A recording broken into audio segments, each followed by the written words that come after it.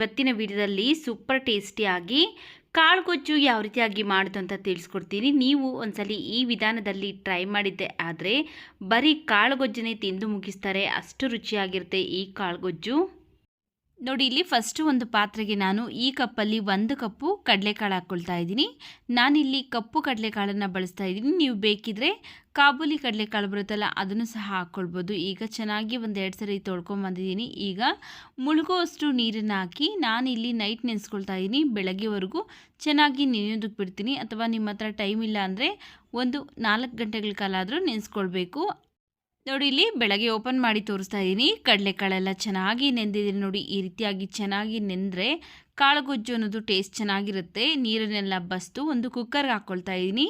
ಹಾಗೆಯೇ ಕಡಲೆಕಾಳು ಮುಳುಗುವಷ್ಟು ನೀರನ್ನು ಸೇರಿಸಿ ರುಚಿಗೆ ತಕ್ಕಷ್ಟು ಉಪ್ಪು ಹಾಕ್ಕೊಳ್ತಾ ಇದ್ದೀನಿ. ಉಪ್ಪನ್ನು ಹಾಕಿ ಒಂದ್ಸರಿ ಮಿಕ್ಸ್ ಮಾಡಿಕೊಂಡು ಈಗ ಕುಕ್ಕರ್ ಲಿಡ್ನ ಕ್ಲೋಸ್ ಮಾಡಿ ಸ್ಟವ್ ಮೇಲೆ ಇಟ್ಟು ನಾವು 2-3 ವಿಷಿಲ್ ಕೂಗಿಸ್ಕೊಳ್ಬೇಕಾಗತ್ತೆ. ಚೆನ್ನಾಗಿ ಕಡಲೆಕಾಳೆಲ್ಲ ಬೇಯಬೇಕು. ಆದ್ದರಿಂದ ನಾನಿಲ್ಲಿ 2-3 ವಿಷಿಲ್ ಬಂದಾದಮೇಲೆ ಕುಕ್ಕರ್ ಕ್ಯಾಪ್ ಓಪನ್ ಮಾಡಿ ತೋರಿಸ್ತಾ ಇದ್ದೀನಿ. ನೋಡಿ, ಕಡಲೆಕಾಳೆಲ್ಲ ಇಷ್ಟು ಚೆನ್ನಾಗಿ ಬೆಂದಿರಬೇಕು. ನಾವು ಎಷ್ಟು ಚೆನ್ನಾಗಿ ಬೇಯಿಸ್ಕೊಳ್ತಿರಲ್ಲ ಅಷ್ಟು ರುಚಿಯಾಗಿರುತ್ತೆ ಈ ಕಾಳುಗೊಜ್ಜು. ನೋಡಿ, ನಾವು ಬೇಯಿಸಿರುವಂತಹ ನೀರನ್ನು ಸಪ್ರೇಟ್ ಮಾಡ್ಕೊಳ್ತಾ ಇದ್ದೀನಿ. ಯಾಕಂದರೆ ಕಾಳುಗೊಜ್ಜಿಗೆ ಬೇಕಾಗುವಷ್ಟು ನೀರನ್ನು ನೋಡಿಕೊಂಡು ನಾವು ಸೇರಿಸ್ಬೇಕಾಗತ್ತೆ. ನೀರು ಜಾಸ್ತಿ ಆಗಿಬಿಟ್ರೆ ತುಂಬ ತೆಳು ಆಗಿಬಿಡುತ್ತೆ. ಅದರಿಂದ ನೋಡಿಕೊಂಡು ಸೇರಿಸ್ಕೊಳ್ಳೋದಕ್ಕೋಸ್ಕರ ನೀರನ್ನು ಸಪ್ರೇಟ್ ಮಾಡಿದ್ದೀನಿ. ಹಾಗೆಯೇ ಕಡಲೆಕಾಳನ್ನು ಸಹ ಸಪ್ರೇಟಾಗಿ ತೆಗೆದಿಟ್ಟು ಇದಕ್ಕೆ ಈಗ ನಾವು ಒಂದು ಮಸಾಲ ರೆಡಿ ಮಾಡ್ಕೊಳ್ಬೇಕು. ಅದಕ್ಕೋಸ್ಕರ ಒಂದು ಬಾಣಲೆ ಬಿಸಿಗಿಟ್ಟು ಅದಕ್ಕೆ ನಾನು 1 ಸ್ಪೂನ್ ಎಣ್ಣೆ ಹಾಕ್ಕೊಂಡಿದ್ದೀನಿ. ಎಣ್ಣೆ ಬಿಸಿ ಆದಮೇಲೆ 1 ಗಡ್ಡೆ ಈರುಳ್ಳಿ ಹಾಗೆಯೇ 1 ಗಡ್ಡೆ ಬೆಳ್ಳುಳ್ಳಿನ ಸಿಪ್ಪೆ ತೆಗೆದು ಹಾಕ್ಕೊಂಡು ಫ್ರೈ ಮಾಡ್ಕೊಳ್ತಾ ಇದ್ದೀನಿ.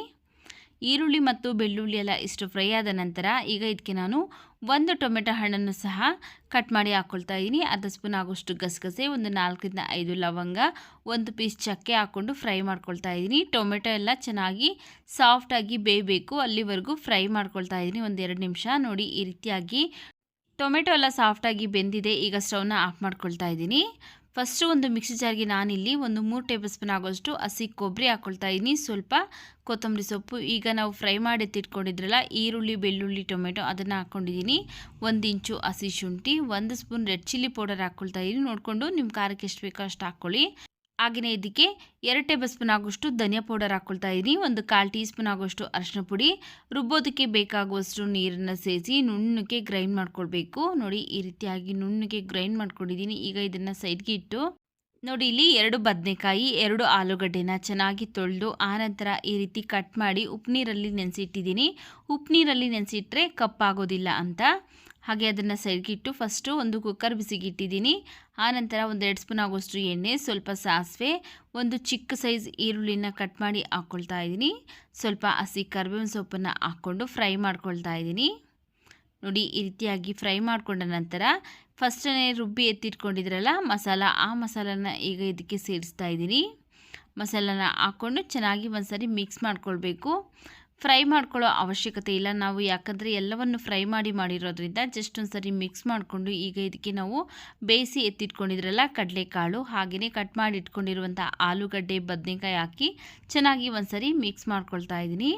ಈಗ ಮಿಕ್ಸ್ ಮಾಡ್ಕೊಂಡ ನಂತರ ನಾವು ಏನು ಬೇಯಿಸಿರುವಂತಹ ನೀರನ್ನು ಸಪ್ರೇಟ್ ಮಾಡಿದ್ರಲ್ಲ ಅದೇ ನೀರನ್ನು ಒಂದು ಸ್ವಲ್ಪ ಮಿಕ್ಸಿ ಜಾರ್ಗೆ ಹಾಕ್ಕೊಂಡು ಮಿಕ್ಸಿ ಜಾರ್ ತೊಳೆದ್ಬಿಟ್ಟು ಈಗ ಇದಕ್ಕೆ ಹಾಕ್ಕೊಂಡಿದ್ದೀನಿ. ನೋಡ್ಕೊಳ್ಳಿ, ನಿಮಗೆ ಯಾವ ಹದಕ್ಕೆ ಕಡಲೆಕಾಳು ಗೊಜ್ಜು ಬೇಕಾಗುತ್ತಲ್ಲ ಆ ಹದಕ್ಕೆ ನೀವು ನೋಡಿಕೊಂಡು ನೀರನ್ನು ಸೇರಿಸ್ಕೊಂಡು ಅಡ್ಜಸ್ಟ್ ಮಾಡ್ಕೊಳ್ಳಿ. ಯಾಕಂದರೆ ನಾನಿಲ್ಲಿ ಕಡಲೆಕಾಳು ಗೊಜ್ಜು ಮಾಡ್ತಾ ಇರೋದ್ರಿಂದ ಸ್ವಲ್ಪ ಗಟ್ಟಿಯಾಗಿ ಇರಬೇಕು, ಅದರಿಂದ ಈ ಹದಕ್ಕೆ ಮಾಡ್ಕೊಳ್ತಾ ಇದ್ದೀನಿ. ನೀವೇನಾದರೂ ಅನ್ನ ಮುದ್ದೆಗೆ ಮಾಡೋರಿದ್ದರೆ ಒಂದು ಸ್ವಲ್ಪ ತೆಳುವಾಗೆ ಮಾಡ್ಕೊಳ್ಳಿ. ಹದ ನೋಡಿಕೊಂಡು ನೀರನ್ನು ಸೇರಿಸ್ಕೊಳ್ಬೇಕು. ಹಾಗೆಯೇ ರುಚಿಗೆ ಏನಾದರೂ ಉಪ್ಪು ಬೇಕು ಅನಿಸಿದ್ರೆ ಈ ಟೈಮಲ್ಲಿ ಸೇರಿಸ್ಕೊಂಡು ಕುಕ್ಕರ್ ಲಿಡ್ನ ಕ್ಲೋಸ್ ಮಾಡಿ ಸ್ಟವ್ ಮೇಲೆ ಇಟ್ಟು 1 ವಿಷಿಲ್ ಕೂಗಿಸ್ಕೊಳ್ತಾ ಇದ್ದೀನಿ. 1 ವಿಷಿಲ್ ಬಂದಾದಮೇಲೆ ಇದ್ರ ಪ್ರೆಷರ್ ಎಲ್ಲ ಹೋದ್ಮೇಲೆ ಕುಕ್ಕರ್ ಕ್ಯಾಪ್ ಓಪನ್ ಮಾಡಿ ತೋರಿಸ್ತಾ ಇದ್ದೀನಿ. ನೋಡಿ, ಕಡಲೆಕಾಳು ಹಾಗೆಯೇ ಆಲೂಗಡ್ಡೆ, ಬದನೆಕಾಯಿ ಎಲ್ಲ ಚೆನ್ನಾಗಿ ಬೆಂದಿದೆ.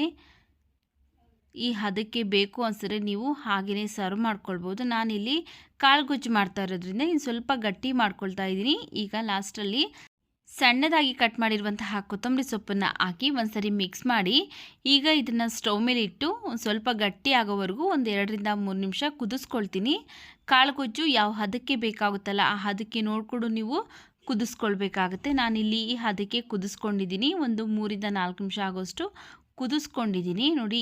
ಅದಕ್ಕಿದ್ರೆ ಸಾಕಾಗುತ್ತೆ, ಯಾಕಂದರೆ ಸ್ವಲ್ಪ ಬಿಸಿ ತಣ್ಣಗಾದ್ಮೇಲೆ ಇನ್ನೂ ಸ್ವಲ್ಪ ಗಟ್ಟಿ ಆಗುತ್ತೆ. ಆದ್ದರಿಂದ ಈ ಹದ ನೋಡಿಕೊಂಡು ನಾನು ಸ್ಟವ್ನ ಆಫ್ ಮಾಡಿಕೊಂಡು ಲಾಸ್ಟಲ್ಲಿ ಸಣ್ಣದಾಗಿ ಕಟ್ ಮಾಡಿರುವಂತಹ ಕೊತ್ತಂಬರಿ ಸೊಪ್ಪನ್ನು ಹಾಕ್ಕೊಳ್ತಾ ಇದ್ದೀನಿ ನೋಡಿ. ಈಗ ರುಚಿಯಾದಂತಹ ಕಾಳುಗೊಜ್ಜು ರೆಡಿಯಾಗಿದೆ. ವಿಡಿಯೋ ಇಷ್ಟ ಆಗಿದರೆ ವಿಡಿಯೋಗೊಂದು ಲೈಕ್ ಮಾಡಿ, ವಿಡಿಯೋವನ್ನು ಶೇರ್ ಮಾಡಿ. ಮತ್ತಷ್ಟು ಈಸಿ ರೆಸಿಪೀಸ್ಗಾಗಿ ನಮ್ಮ ಚಾನಲ್ಗೆ ಸಬ್ಸ್ಕ್ರೈಬ್ ಮಾಡಿ, ಸಪೋರ್ಟ್ ಮಾಡಿ.